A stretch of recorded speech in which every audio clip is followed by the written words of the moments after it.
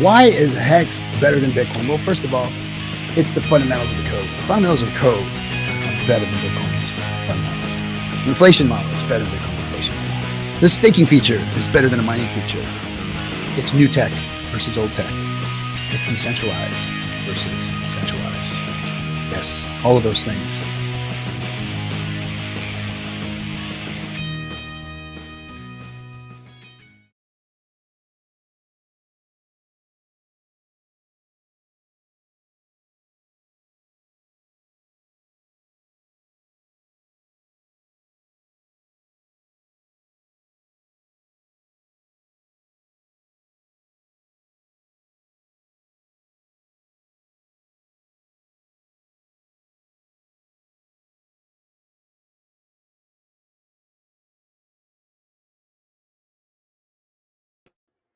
You're muted.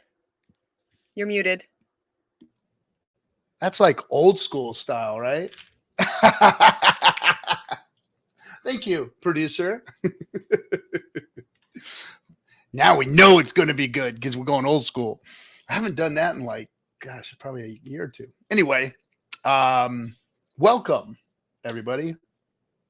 Welcome to Chattin With The Captain. I'm your captain, Captain RG3.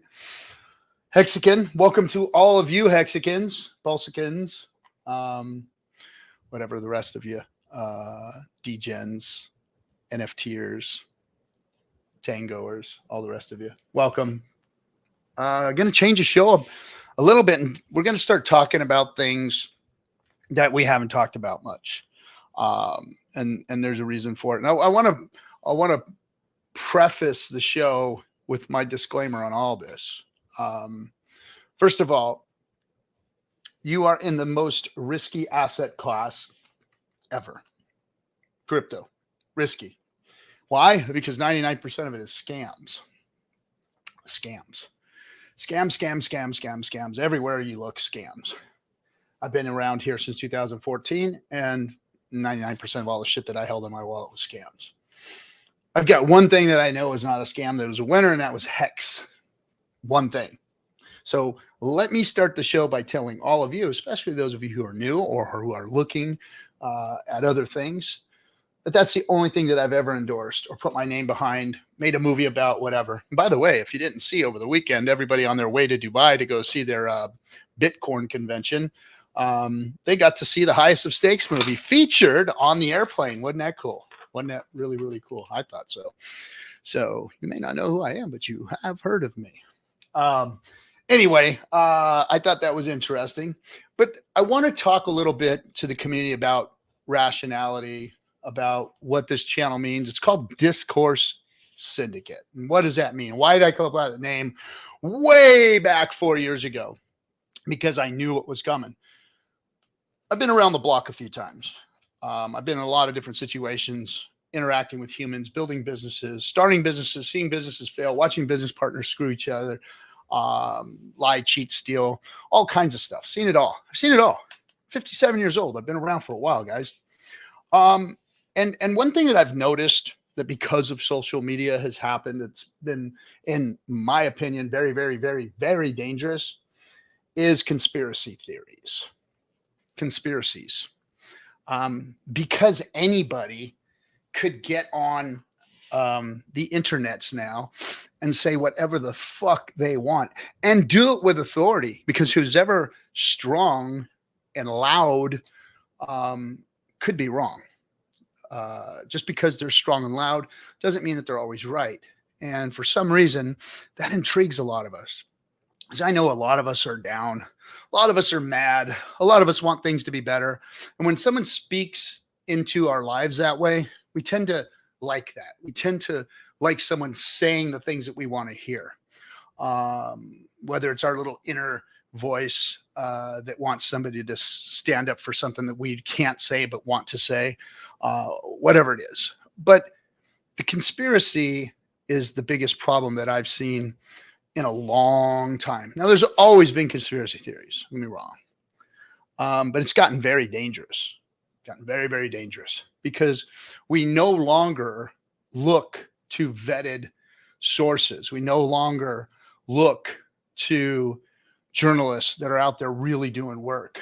We no longer look to people who had a sound voice in the past.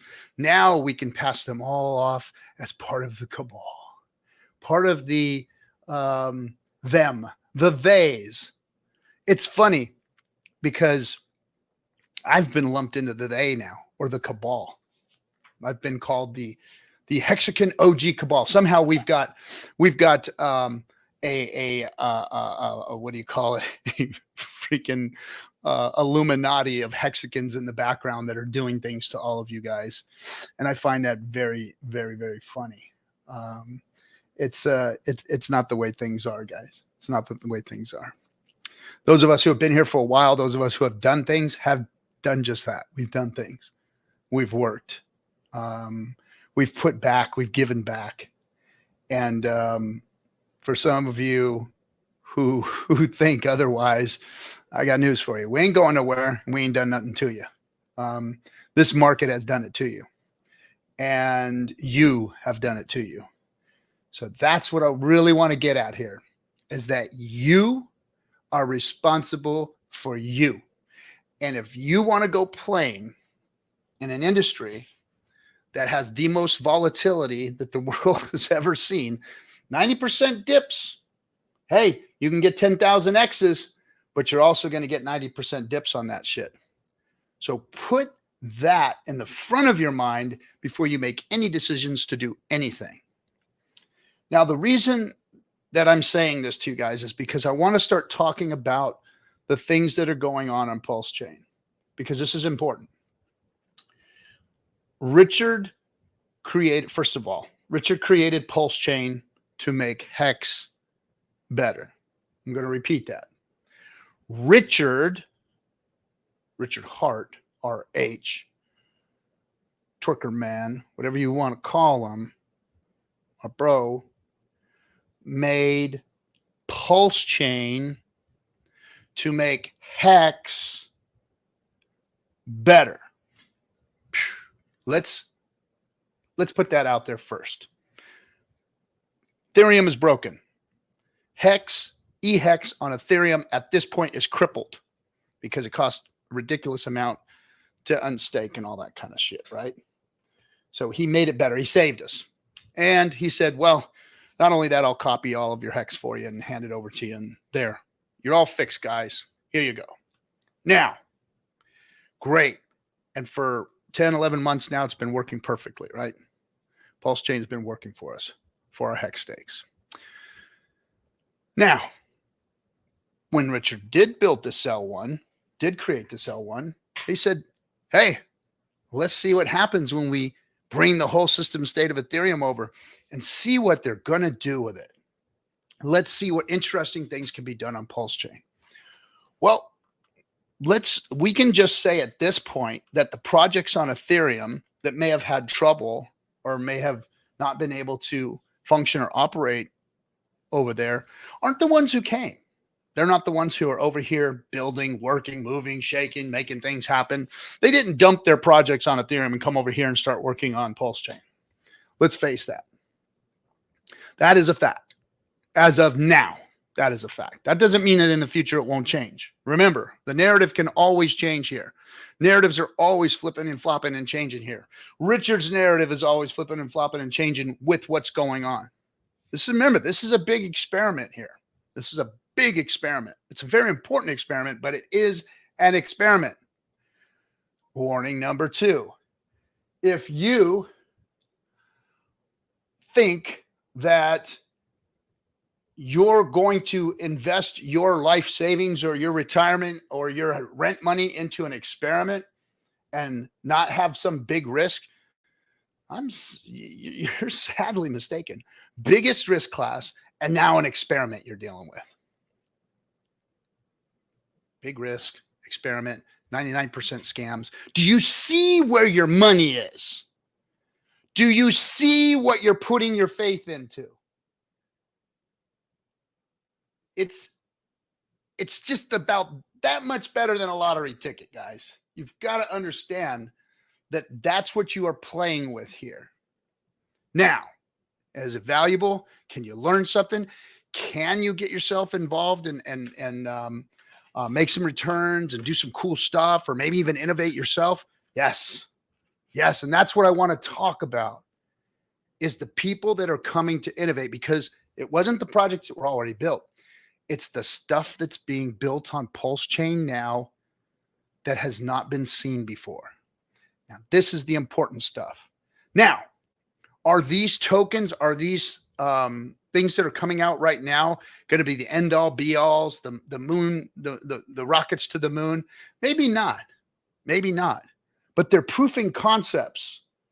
See, what crypto does, because we can program crypto, because of what Ethereum did. Now let's, again, props to Ethereum for bringing Solidity to the table so that we can program these things to do cool shit, right? Props.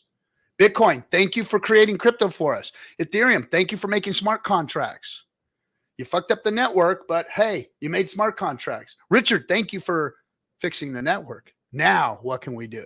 Well, first of all, we have real financial assets and tools over here called Hex, and we have a DEX called PulseX. So we've got those. But now what can we do? Because Ethereum was so fucked up, because Ethereum was so expensive, because Ethereum was so gummed up and slow and everything else, people couldn't really do what they wanted to do with these smart contracts. Now that PulseChain is here and fees are gone, basically, now they can start doing the things that crypto was meant to do. Now, here's what's cool and interesting that I've seen. So when you look at the traditional stock market, the savings market, the bonds, all of the real financial tools in the real world and the fiat world, let's not call them real. Let's just call them the existing tools in the fiat world, where 99% of the value is, 99.9% of the value is. You see different things. You have different tools. You have different classes of assets. You have different market sentiments. You have different environments. You have governments. You have very wealthy people. You have industrial complexes. You have all of these things. You have a global sentiment that changes the marketplaces, that move and make things happen out there. All kinds of different unknowns and variables, and a lot of knowns and known variables that people use on the side. Human beings get their hands into these things and manipulate them. And most of us don't know how that's done or can't even access that world. But that world exists out there. And these very wealthy people have been using these tools and using market sentiment and creating market sentiment for a very long time, doing this and making money off it. I wasn't the guy making money off of it. I was working my ass off my whole life to make money, so that my wife had to put a fucking dime where a dollar went every single month. That's what I did. But I watched all these guys use those things to make money. Now, a lot of them went to prison. A lot of them ended up in holes in the desert. All kinds of shit like that, right? But they were making money off of what was going on. There is nothing new under the sun, folks. There's nothing new. None of these things are new out there. All of these tricks have been going on since those tables got toppled over in Egypt some long time ago, or wherever it was, Israel or whatever. Anyway, I'm not a scholar, but yeah, that's that. When that shit happened, that was all that stuff's been going on since the beginning of time. Since the first a guy traded two rocks and one of them was hollow for, a piece of meat or whatever. They've been playing games with each other for a long time. Well, now crypto has made it so that you and I, common folks, everybody on the planet, can now see those tools that worked well for things placed into a contract that says, this is exactly what this asset here is going to do.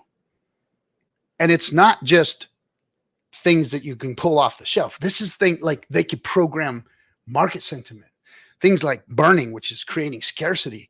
Things like rewarding, which is where somebody had to hand you something before. Now, automatically, the contract hands it to you. So all of these tools that the real world has had available only if human beings interacted with each other now can be placed into a contract that you can look at, see, and operate. That changes the whole world of finance. This is what these people are doing right now. This is what's happening on PulseChain. People call them, Rube Goldberg machines and this and that. No. Bitcoin is a Rube Goldberg machine.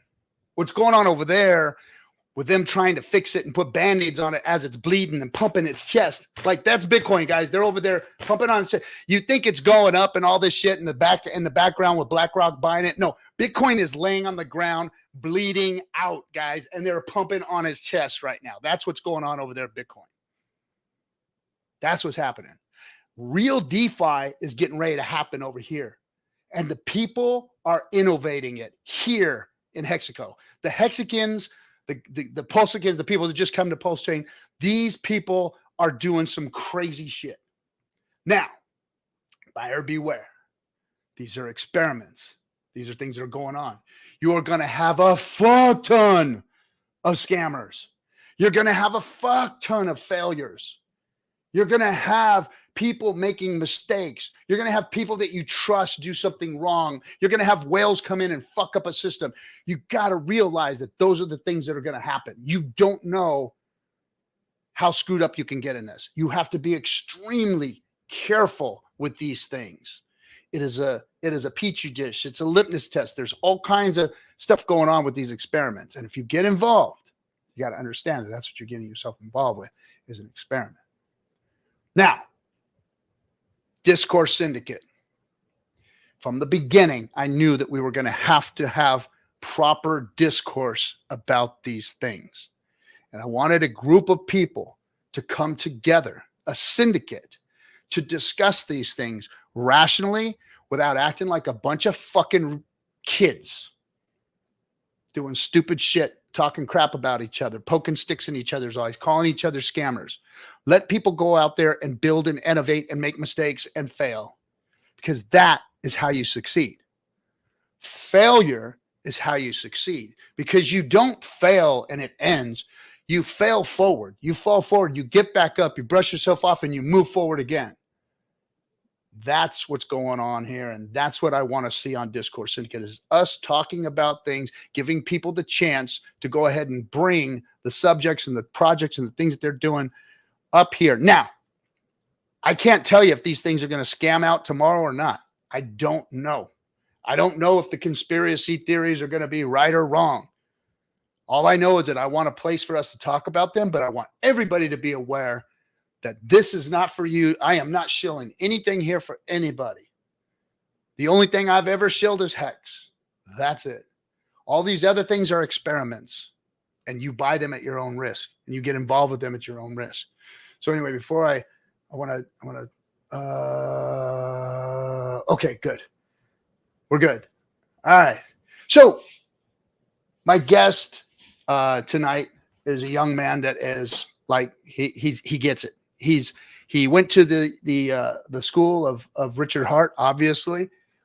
He's got his degree, and he's out there making and doing things.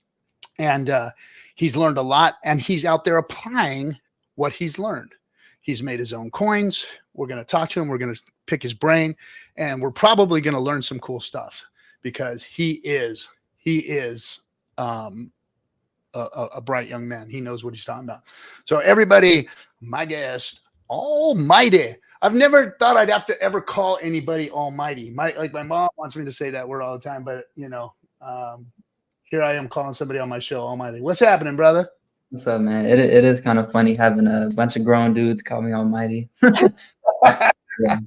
My people are like, "What? Why do they call you Almighty? Like that's messed up. You're not God." I was like, "You post God." There you go. So, give us a little bit of your background. I mean, obviously, you're very young. You've been probably in crypto for a few years, couple years. I don't know. But give me a little background on you, first of all. Yeah. So for crypto, I started on the darknet. So I was buying weed on the darknet with Bitcoin. All right. Yeah, that was my introduction, man. That was like 2015. So I think Bitcoin was like $400-$500. Yep. So the amount of money I was spending on what I was spending it on now is, yeah. stupid. Yeah. It's crazy. But like seeing that, like I didn't know that the price of Bitcoin went up. I thought it was just like, oh, you turn your dollars into this coin and then you were able to buy something. I didn't think that it was an asset with a supply and blah, blah, blah. I didn't understand anything. So looking back on it, you know, it's like, oh, I'm wrecked. You know, like I could have had this much money, but I didn't hold it. So that's kind of like that hex, you know, situation where if I knew what I was getting into and, you know, I would have held it, whatever. So, you know, fast forward, whatever, went into the PulseX sacrifice. So I didn't know who Richard was. My neighbor actually told me, he was like, you need to get in on this sacrifice, this ICO, like early invest. And I was like, all right, I've never been early to anything in my life. I was like, cool. Got in and my rate was $2,500 for 7 million PulseX. So it's wrecked, you know? So I got in, got my sacrifice in, just had to learn then, right? I put money where my mouth was. So I wanted to dig in. So since then, I've just been, you know, at work, headphones in, listening to Richard Hart streams. I've listened to every single Richard Hart stream there possibly is. And just, you know, DCC, Huddle Dog was my first YouTuber. Listen to you, just everybody, man. To like an obsessive point, right? But like it helped me learn. It helped me put my head in the books. Not where I didn't look at charts, anything. I just threw money into Hex, threw money into PulseX, and just, you know, started to learn. I provided LP on Ethereum, but it was super expensive. So I knew that when PulseChain was coming, I was like, this is what I can do on this chain. Like, this is cool. I'll be able to afford it, you know? And, you know, we've been bleeding out for a long time and we finally got PulseChain. So it was an exciting experience, but yeah. Did you, so you said you provided liquidity. Did you play with the test net and all that as it was coming out? Oh, dude, I was on the test net every single day. Like I would come home from work and just be like, all right, cool. You know, because one night Richard pumped everything like 1,000% or like a couple thousand. I woke up and I was like, I'm a millionaire. You know, that's like FOMO euphoria. I was like, oh, this is awesome, bro. The incentive token was the wand with the star and stuff. Yeah. We had a PRT token for PulseX staking. You know, there was the party token or the whatever. Yeah, the party token. Yeah. Yeah, I was on that every day. It was fun. And I was like, I can guarantee I was one of the first people on the bridge because I was on my laptop when Richard tweeted and I just sent my EHEX in, which was a bad idea because EHEX was way cheaper on PulseChain than it was on ETH. So bridging in my EHEX actually got me wrecked, but I was in the farms early, so it didn't, I made up for it, I guess. But yeah, it was exciting, man. Yeah, those early farms were extremely lucrative. 1,000% APR. I remember seeing that. Wasn't it great? That's crazy. Yeah. And I caught the wrapped Bitcoin run up too in the very beginning when it ran up and then Richard that's not the real one, and it just started nuking. It was like, oh, it's running. I was thinking that, okay, so now when that was happening, I was thinking, wait, man, are all these tokens going to peg now? Are they all going to peg to themselves? And it was kind of that was an interesting little pump right there. It was his experiment. It was like, let me test the waters and see what they do. And we immediately started nuking Hex and Pulse. We were like, no, let's get into these things. Richard tweeted it. So he was like, yeah, y'all aren't ready yet. So that was like a quick shakeout. And now we've been bled out for like a year now. So yeah, he definitely does. And he's been quiet for a while. So he's left everybody to their own vices, and it's like, okay, you guys go do something. And it looks like a lot of people are. And that's what I'm interested in, is hearing about, what you've been doing, what you saw. Let's go back before we even talk about, what you've done. Let's go back. So you're providing LP, you're into PulseChain now, and you've been in crypto for a long time, and you're seeing these tools now pop out. What was the first thing that came to your mind and said, hey, I want to do this, or I want to do something like this, or now I can? What was the first thing that happened that made you start looking at doing something? So I didn't ever think I was going to make a coin. I would make, BS tokens and just see, practice liquidity. That was my thing, where I was like, all right, if I make this random token, don't tell anybody about it. I put up LP for it on PulseChain, and I was like, buying with, and if it was like $10 liquidity, I would buy with $10 and see what that did, right? Or I would buy with a penny and see what I did. So I was trying to see the math on like, all right, if I paired it with one asset and then I bought it, what happens? Now, if I pair it with 10 assets and then if I buy it, what happens, right? So, just kind of trying to teach myself. I ultimately ran into Sonny's Pub. and met Sonny, and Sonny taught me a bunch about liquidity. And that was like the big brain opener for me, where he was showing me like, oh, you want to, he showed me an algorithm basically on the volume for an LP and whether it's good to get into it, how much of the position you're actually going to get. And I took a lot of that and I ran with it. And he was deep diving the Atropa developer at that time. So, it was kind of like seeing them provide liquidity and then seeing him talk about the liquidity, and you kind of had to piece it together. So that was like my introduction. Then I started making tokens later on, because then I was really understanding it. Before it was like, I don't know what I'm really doing, but I'll try it. And then now it's like, all right, I know what I'm doing. And then I'm trying to help other people now do the same thing. But, nice. So it all started kind of liquidity providing, seeing the numbers, watching it, taking a page out of Richard's book of liquidity providing, how you can tag assets to each other and watch them move up and down with each other. So you started playing with that, but then of course that makes your wheels start turning like, oh, wait a second. So now I understand how these things move. Now we could program sentiment into them and make them do what we want them to do.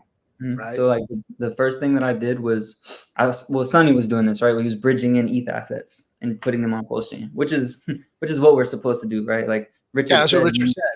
Yeah, we need to take. That's why he tweeted about eHex. Like, you guys didn't bridge over your eHex and put it on PulseChain, like I told you guys. Like, I've been trying to get you guys to do, trying to release the load. So that's what he was doing. Like, Sonny was bridging in ETH tokens to PulseChain, putting them up in an LP, and I was releasing the load off. And so I was doing the same thing. I was buying Matic, I was buying BNB, Illuvium, just a whole bunch of these ETH tokens, like the popular ones, Uni.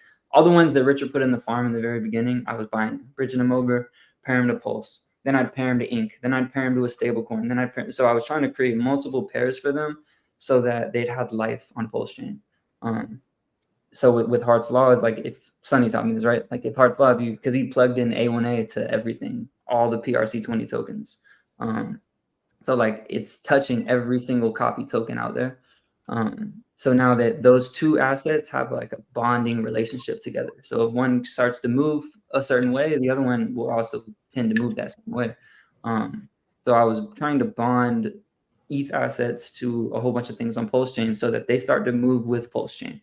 So if they move with PulseChain without anybody actually buying it because of Hart's Law, then people on the outside chain are incentivized to come in and dump their tokens into the pool.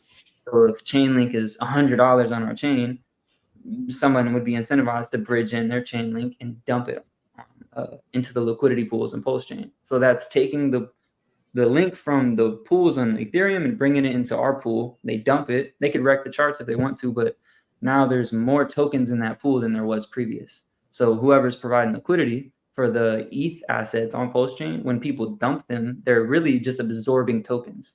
So yeah, you could go down in price, but you might 100x your token count.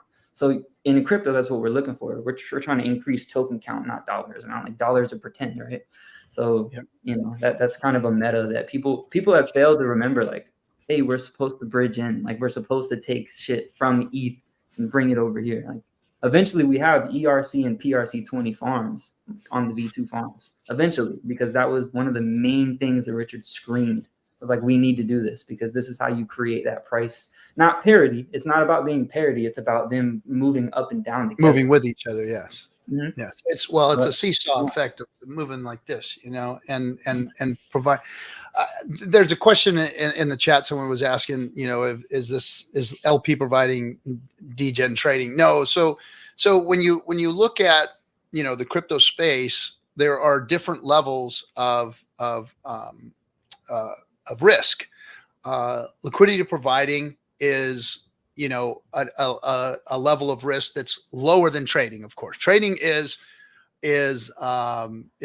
basically like throwing your money on the blackjack table. You're playing the cards when you're trading, when you're degen, day trading, or whatever. But when you provide liquidity, yes, there are risks involved, but they're a lot less than the trading risk. They are higher in risk, but a lot less. So in the scheme of things, what people need to look at the space in general as is, you look at, hold on one second. Hold on, I'm sorry. So what you're looking at is a way of investing that goes all the way from, Warren Buffett and Charlie Munger style, take your hex, stake your hex, remove your hex, revolve your hex, restake it again. Though that's the solid asset class there. And then you go all the way out to day trading, moving, watching the charts, selling your liquid crypto for another one for stable coins and moving them in and out. That's the high risk end of it. And so I've always told everybody, you've got to look at your risk category. Where are you on the risk category? This young man right here has multiple years of trading and losing and winning in his life left. I got 1 or 2 cycles left of losing. I can't lose much more right now. I'm at the end of my risk category as far as investing goes. I have to be very careful what I do. My asset, very small amount of my assets are in the high risk category. Younger people, different asset risk category. You guys can play a little more in a more risky pool. So you got to look at it like that, guys. But LP providing is, yes, there are some risks involved in liquidity providing. There are some higher and some lower as far as some of the assets you get in. But if you're going to provide liquidity, you really need to know and understand the liquidity game before you start doing it, because you can wreck yourself. You can get hurt in that.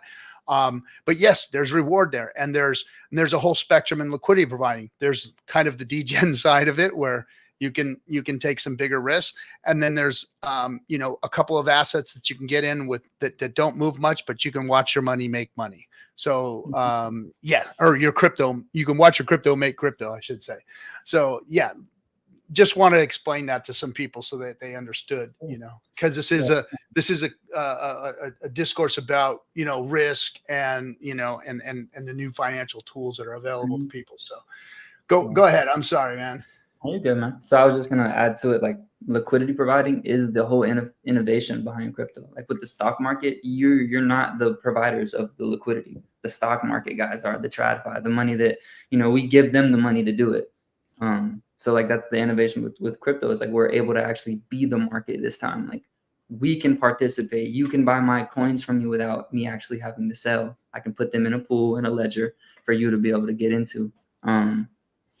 And with V2, with Hart's Law, or basically what Richard discovered or what he noticed before anybody else, is that these two things move up and down together. So like you have Pulse and PulseX. It's a pretty solid LP to get into, because those things are so heavily bonded with millions of dollars that they're going to go up together.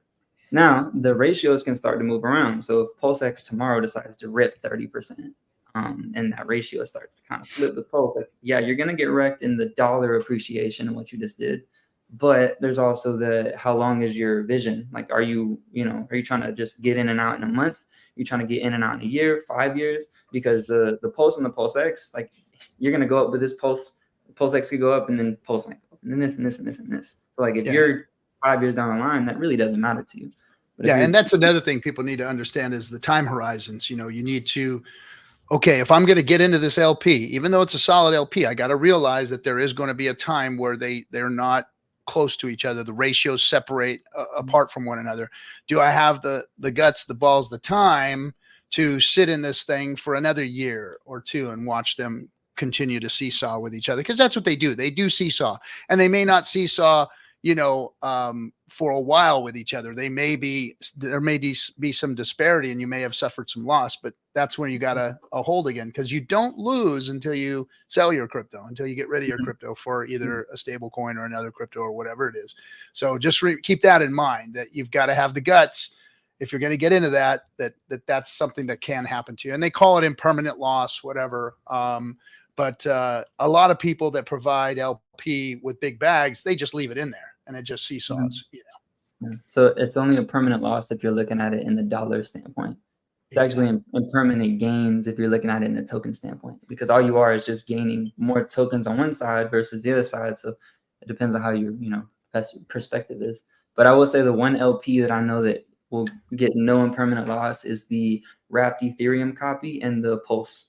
So like if you put LP up with the copy wrapped Ethereum and the Pulse, you won't get any impermanent loss because they're 1-to-1, but they still get trading fees. So it's almost like, you know, if you had 100 million Pulse and you took 50 million of it and you traded it into WETH and you put that in an LP, you won't get an impermanent loss. It's pretty cool. It's a good LP. It is. You can't say you won't, but you could say it's the most solid. I mean, it's fractions and fractions and fractions and fractions because they're 1-to-1. They'll always be 1-to-1. Richard made it that way. Yeah, it's a cool system that he made it. And I always figured, you know, why did he do 1-to-1 wrapped Ethereum? Why did he do that? And then that's kind of like the PETITION conversation what we can get into if you wanted to. Yeah, I mean, I'm always, look, you know, I've always been asked, oh, RG, why won't you talk about PETITION? Why don't you talk about a trope on PETITION? Blah, blah, blah, blah, blah, blah, blah. Because look, I've always liked the experiment from day one. From when I saw it, I was like, this is bitchin'. And this was something that Richard had talked about. Richard talked about it. And I'll be the first one to say, yeah, he did. One of the things that he talked about was a stable coin on its own, pegging by itself, just because of what the community does and how people invest in it. Now, the thing that I'd love to see that happen, because that would mean that a true stable coin came out of the ashes and pegged. However, the narrative around it has turned into conspiracy theories. The narrative around it has turned into some people actually falsifying information that Richard has put out, and so those are the things that always throw up red flags and that everybody should be aware of and watch. Now, I'm still rooting for this project to do what it's saying it can do. I am. I'd love to see that happen. I love the experiment. But I don't want people to think that, hey, RG's telling you to jump into PETITION because you're going to be a multimillionaire if you jump into this thing and it pegs, you know, because that's not the case. There's a big risk here. There's a lot of funky things going on in the background. And, you know, but there's also a lot of things that look good. So, you know, you can't, if you go down that rabbit hole, that's on you. I've been in the rabbit hole. I've seen it. But I have good discernment. I've always been able to keep things separate and know my lane. I know my lane. I know where my risk reward, and my time horizon and everything is. I know where I'm supposed to be. So, but for those of you who I speak to, those of you who come and listen to this show, I warn you all to do your own research. Be careful of the rabbit holes and the conspiracies, and look at the facts and look at what's happening and look at the risks before you put your rent money into something. So go ahead and start giving me some of your opinions on what's happening, or let's just go ahead and talk about it a little bit. Yeah. So for my thing, the first thing that I actually looked at was, so Richard gave DAI a logo. Off rip, the very beginning when we launched, there was a logo already. So fair enough. You know, and he didn't put a logo for much else, right? Like, he really liked ICOSA, but he didn't put one for that. So it was, you know, I kind of looked at that like, that's interesting. You know, move further on, we find out that recently, you know, an entity, right, with multiple millions of dollars was able to pay the MakerDAO Foundation to actually get the contract working on PulseChain. So there's a MakerDAO on PulseChain that works. He's turned on the vaults to be collateralized before, and then he turned them off, basically kind of showing, in my eyes, like, this is all just, you know, my opinion and what I've saw, you know, is him being like, hey, I can do this, but I'm not gonna do it right now. So he's the biggest holder of eDAI. So he also has his copy. So that's another thing to think of. He's got 700 million eDAI, 700 million PETITION. He's talked about it in multiple times in old streams. We've seen all the regurgitated footage and stuff like that. There is a false video out there. I will say this too, even though I'm an Antropo person, like, the video where he's talking about rocket scientists, he's not talking about James Osborne. He's talking about the whole another guy. But it's you know, it's cool. You guys are trying to sell the narrative, but I don't think we need to sell that narrative. I think that it's just gonna happen with Hart's Law. Like, the DAI is gonna go up when pulses go up. Like, that's just going to happen. But it's the him when it gets to that dollar. Like, is it gonna stay there? And that's kind of what we're betting on Richard to do it. Like, it's not there's their Trobadev, and we'll get to that in a There's been second. a whole bunch of things that people bet on Richard doing, and they lost that bet. So let's let's remember that too. But that, I mean, that's one of the big steps that we're looking for. Like, we're looking for him or whatever entity is playing with the maker vaults to turn them on when we get to $1. So the collateral in the maker vaults is what I like. I've been trying to tell people this for a long time, right? The collateral is the wrapped Ethereum. So Richard owns like 80-90% of the Pulse supply, right? So he can 1-to-1 his Pulse to the copy wrapped Ethereum on PulseChain whenever he feels like it, without any price impact. And that actually shrinks the market cap of PulseChain. So that might be, good for new buyers. Like if I see the market cap shrink on a layer 1, I might be like, oh, that's bullish, let's get in. So he could at any time, I think that when we get closer to that $1, he'll be able to transfer his Pulse 1-to-1 to wrapped Ethereum. And at that time, Pulse could be, say, like half a penny or so. So having multi-billions of dollars of Pulse is nothing for Richard. 1-to-1 it to the wrapped Ethereum. He's then is going to take that wrapped Ethereum, and because it's the same contract that it is on ETH for the maker vault. So that maker vault actually recognizes the same contract. And he can collateralize with the copy wrapped Ethereum, essentially his Pulse, the maker vaults whenever he really wants to. So like there is no other reason why it's 1-to-1 wrapped Ethereum. Like it just doesn't make sense why, like what would be the point, you know? And there's also like, what would he do with his Pulse? I get Hex. Hex for me, like he kept the big supplies because he can get drained out over time by people staking and him getting diluted. But like for PulseChain, there's no dilution really. So I think the only way that he really gets off of his Pulse is to keep collateralizing the wrapped Ethereum until he's almost out of his bag and have that in the vault. That's my my conspiracy on that. I mean, I do believe it's true, but I mean it would be wild. But I also think that he's here to make a wild run. Like he's here to make a statement. Our chain is a lot different than other chains because we are, we're a copy of ETH. We get all the upgrades. We're better. I mean, we're cooler colors. We're cooler community. We're just the list goes on, man. But so like that's my thing. I think that DAI goes to $1. Especially, I mean, the narrative now is so strong that I think we get there a lot faster than people are going to understand. Like 100x is nothing. Yeah, crazier stuff has happened, right? For I mean, sure. 10,000 sitting in this seat here and watching Hex go 10,000x. When you get in and you G'd everything in the beginning, is quite a ride. So 100x is nothing. Some of us that's 100x is nothing. Small change. And again, like I said, all this stuff could happen, but I've seen hundreds of narratives thrown on top of Richard and what he could do and I've seen Richard like kind of slough them all off, never even mention some of them, and they don't happen. I've seen some of the most prominent members of our community with some of the biggest voices say things that should and could have happened, didn't happen, and made them look like they have egg on their face. So again, I've never been one that says Richard's going to do fucking dick.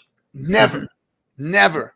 Because I know Richard. I've communicated with him, and he does not give stuff up very easy.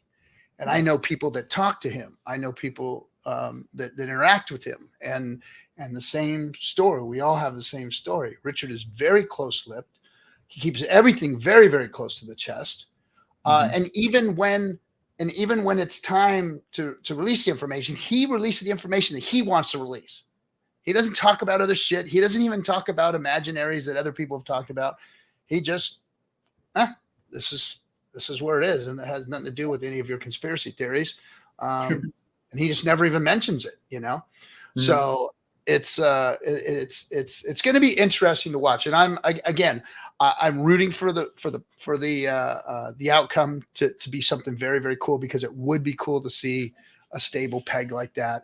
And just community effort, just real DeFi, real DeFi stable coin coming to fruition, because the community got behind it, because people in the community did all the right things, took lessons from the guy who made the chain and built it.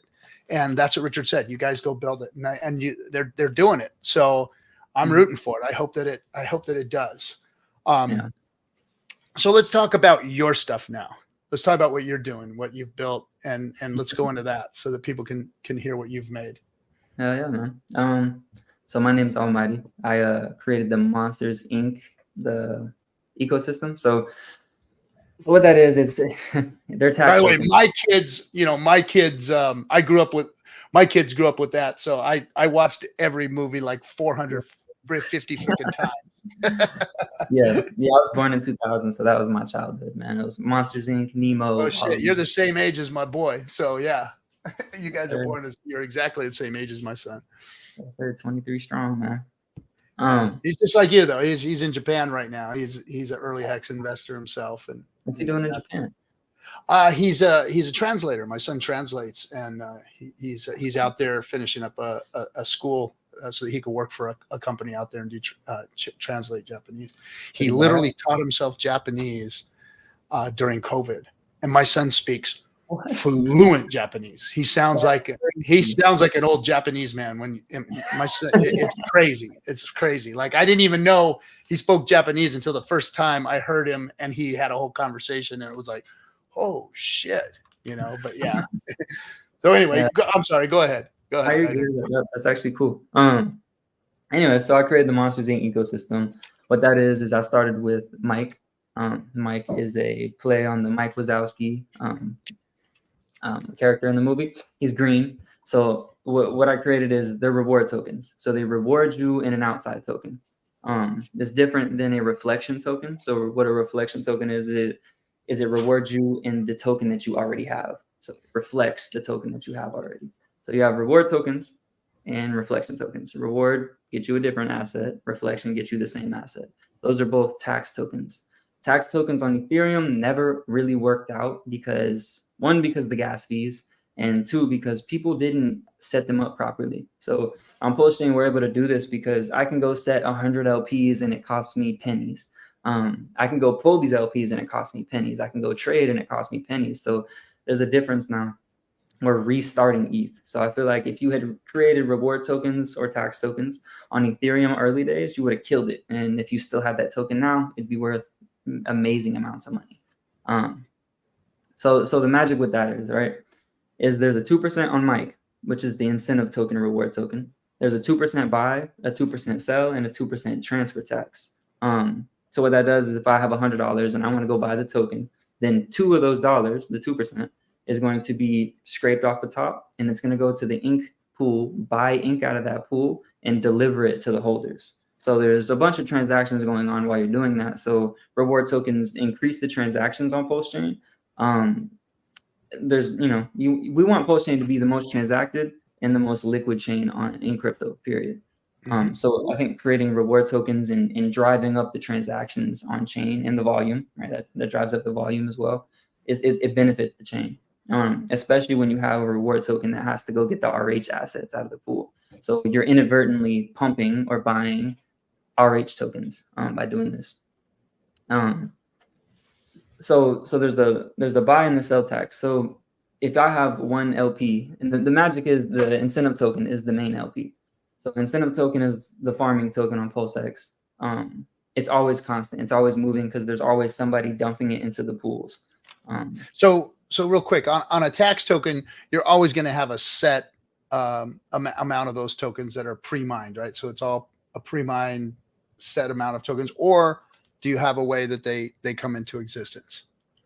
Well, there's 100 million supply, and that's capped. So the supply is automatic. Mm-hmm. It's 100 million, and that's it. Yeah. That's what I mean. So it's pre-mined. Yes. I mean, you could send some to the dead address and whatnot, and you could actually make the dead address accumulate tokens. So I plan on doing that with my PulseX one to help the buy and burn. I was going to put 1% or 2% into the actual dead address. So as rewards trickle, they treat the dead address like it's a wallet, and it rewards the dead address with tokens. So that'd be something I hope to continue with doing. So let's talk about that real quick so people can understand what it is you're doing here. So you've created basically an experiment, right? So you're setting up a tax token that is going to be taxed for it moving. You have the supply yourself, so that's the centralization part of it. So you've got the supply, and you've provided LP and put that out on the market, right? Yourself, you did it on your own. And now others are probably doing the same or joining and raising the liquidity. So you're actually now bringing this tool where people are being incentivized to move, buy, sell your token. And what happens to those taxes now? They distribute to the holders. So if you come in, like I was saying, with $100, that $2, the 2%, it goes off and it buys incentive token and it rewards it to the holders based on your percentage of supply. So just all to the holders, just to the wallet holder themselves, right? Yeah, anyone holding the wallet, all the LPs, the contracts don't get any rewards. I have that turned off. So when I set an LP, I can actually turn off the rewards from going to that LP. So like if I took 5% of the supply and I put it in an LP and dead the LP from receiving rewards, then there's 5% supply less liquid to earn rewards. So it's actually benevolent for the holders if liquidity is provided. Because then the rewards. So there is a dev switch there that allows you to turn liquidity on and off, or the fees of the tax going from liquidity pools to not going to liquidity pools. You can turn it on. Sir. And off. Okay. Yes, sir. So the magic with it is, and the difference between Ethereum, like where and even on PulseChain, you have reward tokens on PulseChain that aren't doing the same thing, right? So if you create one pool or even just two pools, it can only arbitrage between those two pools. So there's bots on PulseChain, on every chain, that trade the price discrepancies on pairs. So if I have an orange, I just saw this orange on my thing. Yeah, Tangang is here in full force. They are here right now. They are, man. They're everywhere, man. Thanks, Ted D5 for the 49.99. I appreciate you guys sporting. It's funny. Man, that threw me off. Anyways, so you have the main LP as incentive token. That is actually, because there's so much volume on the incentive token, it pushes constant volume through the main pair. On a reward token, that's what you want because it pushes the arbitrage. So the R bots actually pay that 2% as well. So let's give your quick definition for everybody of arbitrage, because there are some people in here that are new that are listening to all of this. Basically, guy, and I'm gonna let you explain your portion of it and how it's happening here.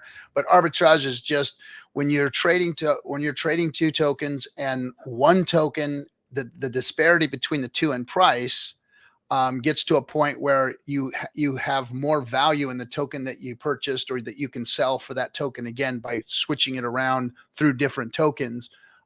It's an arbitrage opportunity where you're going to increase your position, your crypto position, by moving that token, selling it, and rebuying it again with the token that you've gained more value on because of the pairing. So that's kind of what an arbitrage is. I mean, there's a lot of different ways that can happen, and I think you're going to explain how yours arbs and how the bots. And by the way, it's not just an individual sport arbitraging where, I mean, you can go in. I do it. I go in and I've been in the last couple of weeks, I've been arbitraging a coin myself, just playing around with it. But there's bots out there that actually look for this. And I'll let you explain that and how that happens on your coin. Yeah. So those bots are essentially powered by greed, right? Like there's money to be made and they're going to go do it. They're going to go trade those things, even if they're paying a tax on it, as long as they can profit. So there's the 2% in, there's the 2% out. So if the main ink pool moves, right? So there's say the mic token's $1, right? In the ink pool. And someone goes in and they actually buy some mic. They change the price of mic in the ink pool. So if it's $1.10 now, there's 10, 20 other LPs, liquidity pools out there that either you can do it too. There'll be to a point where a user won't be able to do it. The bots will eat it up so fast. But there is sometimes opportunity for users to do it. But so for bots, they'll go into, say there's 20 LP pools. They'll go into all these LP pools and they'll actually trade. They'll buy. So they're going to pay a 2% to buy into the pools. And then they'll go back into the ink pool and they'll sell it. So they'll pay another 2% just to sell into the pool. So you're, I saw that comment. They're having a chat war. So I'm letting them play the chat war. So basically you're playing the percentages. You know, if you can trade and move around, again, another tool, guys, that is a lot less risky than day trading. It's also it ranks right around there as a lower risk than even liquidity providing, because in an arbitrage situation, you know the outcome. You can go in and out of something and know. Now, the percentages may be small, especially if you're trading in a token that doesn't have a lot of liquidity. If there's not a lot of liquidity out there, and you're having to trade small amounts to keep the percentage of slippage from eating your trade and eating your profit on the arbitrage, then, you know, it's very small. Like you can go out there and trade something for, you know, $150, $100 and make $5 or $10 or whatever. It's not a situation where if you're out there in a thick pool where you can make trades that are making thousands of dollars, you know, because you can't do that in a thin pool. Thin pool is going to eat you up and your arbitrage opportunity is going to be gone. So, but it is a solid way to make percentage gains on your crypto. You're making more crypto. Again, it's not like a dollar situation. This is like you're moving one crypto into another to get more of that crypto that you just, you know, got the percentage difference from. So you got to watch that again with the slippage percentages and all add into the equation. Yeah. And like all these things snowball too. So as the chain moves, as we get to, you know, so the main LP being in ink, like if ink goes back to $80, the price of the assets based on Hart's law, the dollar version of the assets will be, you know, in the same ratio as ink. So if I'm 1-to-1 with ink and ink moves up to $80, you might not be 1-to-1 to ink, but you'll be pretty damn close. So you'll rise with that asset. But the thicker those pools as they snowball, the more the arbitrage bots can actually trade. So if it's $100,000 LP now and there's a whole bunch of 10K LPs, they can go trade hundreds of dollars. But if there's $1 million LP and there's a whole bunch of 100K LPs along with it, then they could go trade 10, 20K. Well, not 20K, but 5, 10K. And so the taxes, the 2% tax on that was a lot greater than it was previously. And then as the gas fees on the chain start to move up as well, like these things will get, the positions will get unobtainable eventually. Yes. And like for 5-6 years down the line, and it's super expensive PulseChain gas, the reward tokens are going to just be rewarding you without, it's the money printer. You just sit back and kind of watch it work. There is something to be said about being smart right now. Being able to move in this space and take advantage of the opportunities that are out there right now is definitely lucrative. Arbitrage opportunities, validating, for instance. Somebody asked a question earlier about validating. Validating, guys, you pay a couple $1,000s for the equipment, 32 million pulse, which is a couple $1,000, and you're validating. However, in the future, pulse goes up, 10, 20, 30, 100x. That's going to be an expensive validator. So all of these things right now, being smart and understanding and learning these tools right now is very lucrative. But again, beware, understand what you're doing, where you're sticking your thing in. It's important. Yeah. So, hey, we got a couple minutes left. I'll let you say what you want to say, wrap it up so that we can call it a night here. Anything else you want to let people know about? Let people know where they can find you, where they can learn more about what you're doing. Well, I was just gonna say the most recent token I made was a Pulse reward token, called Kitty. So in the movie, Sully is the name Kitty. So like those things are paired together, 100+ KLP, and then that also has one of the main LPs is ink. So like when ink goes up, you'll see ink is $3.50 right now. Like when ink went up to $10, Mike did a 675x in a weekend. So like ink helped do that. Like it did a 3x along with people buying it, so it went insane. Like we run up again, ink will do a lot. I think ink is one of the most slept on RH tokens because the SEC is not attacking it, right? They're attacking PulseChain, PulseX, and Hex. The ink is kind of like the not yet. Don't say that. It's fun. So yeah, I think ink is really slept on. When ink moves, you'll see the ego start to change and flourish. But yeah, to find me, it's Almighty 5555. It's two A's in the beginning. And The other account is the Monster Inc. token. So Monster with no S. That's for purpose, so I can avoid that cease and desist garbage. Yeah, I've heard so many people say that, like, oh, you're gonna get a cease and desist. It's like, bro, we're on PulseChain. If I get a cease and desist, they definitely won't be this cycle. So that's like nobody knows. Like this is a little dark corner of the freaking crypto. Crypto is a dark corner in and of itself, and this is a dark corner of the dark corner of crypto. Like nobody wants us. Nobody wants to see us. But this is where the actions all really happen. I mean, guys like you are making things happen, and you know, and whether or not you do something right or wrong is not the point. The point is that you found a tool, you're opening up your mind, you're going out and seeing things and making things happen. You're learning, you're discovering. You're a young man, and I'm glad that there's guys like you out there doing this, because this is what PulseChain was made for, is for DeFi tools to be invented. I'm not saying that all these things are the end all be all, but the experiments that are being created now are going to be the DeFi of the future. You guys are the ones that are pioneering this, you know, and my hat's off to you, and good luck and Godspeed to you guys, you know. Yes, sir. I mean, there's a difference, like you're building now versus building in a year, right? Like all the tokens building now are going to get that run up. They're going to see the Hart's Law work. Like the tokens that kind of come in after the 100x, you know, they'll actually be, you'll have to buy them. Like right now, I think that anybody making a token on PulseChain, as long as they pair them correctly and you don't have massive sellers, they'll just move up with Hart's Law. I've seen it. I've done a chart to where no one actually bought it, and it literally moved up with PulseChain. It's all-time high every single time PulseChain pumps. It's beautiful. Like it works. Yeah, it's crazy that Richard found that. Beautiful thing. And that's why the PDI thing looks so good, because it, you know, it is doing what it's doing, and in Hart's Law is taking effect. So but there's big bags out there. There are big bags out there. So, the only thing that stops Hart's Law is sellers. It's the only thing. That's why when Richard is like, you just don't sell your hacks, we could just go up forever. And what's everybody here for? What is everybody here for? Everybody's here to sell one day. Sell, sell, sell. Clip it. That's clips. You don't realize gains until after you sell, guys. You can't get rain gutters on your house unless you sell. So take that in mind. All right, Almighty. Thanks for coming on, bro. I'm really proud of you. I'm proud of what you're doing. And be a good one, man. Don't fuck this up. Don't scam out. Make sure you do the right thing. And you know, I'll be rooting for you.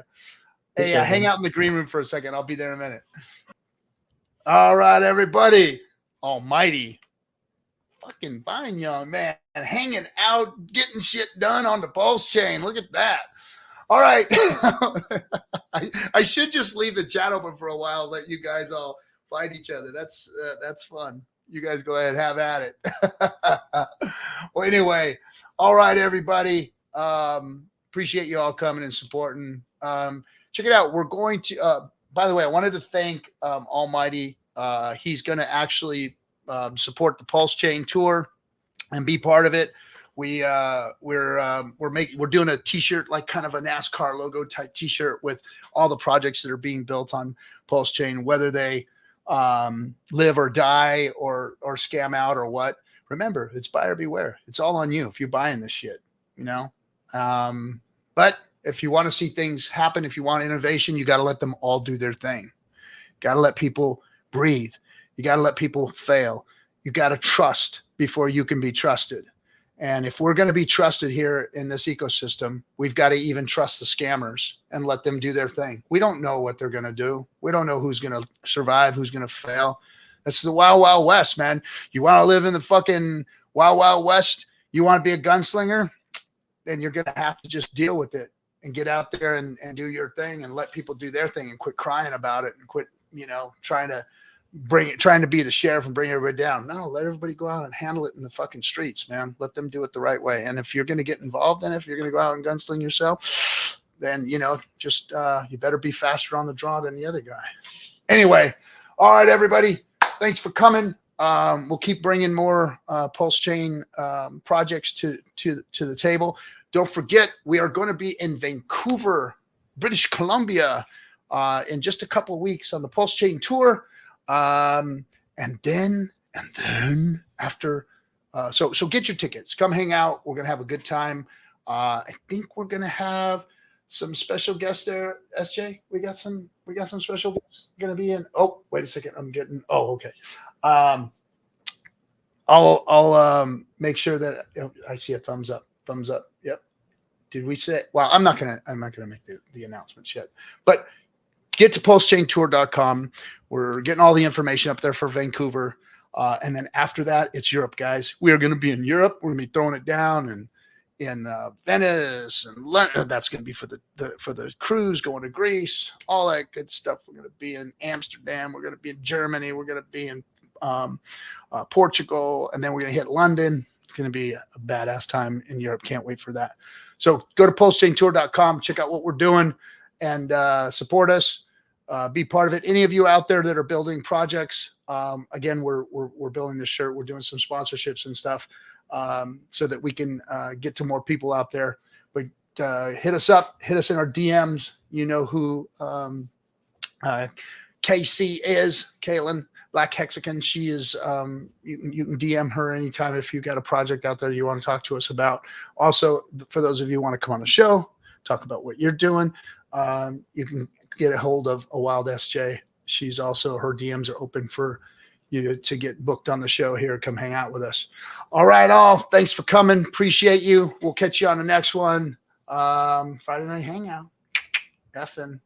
That's where you can come air your grievances. Everybody's welcome. Everybody's always welcome.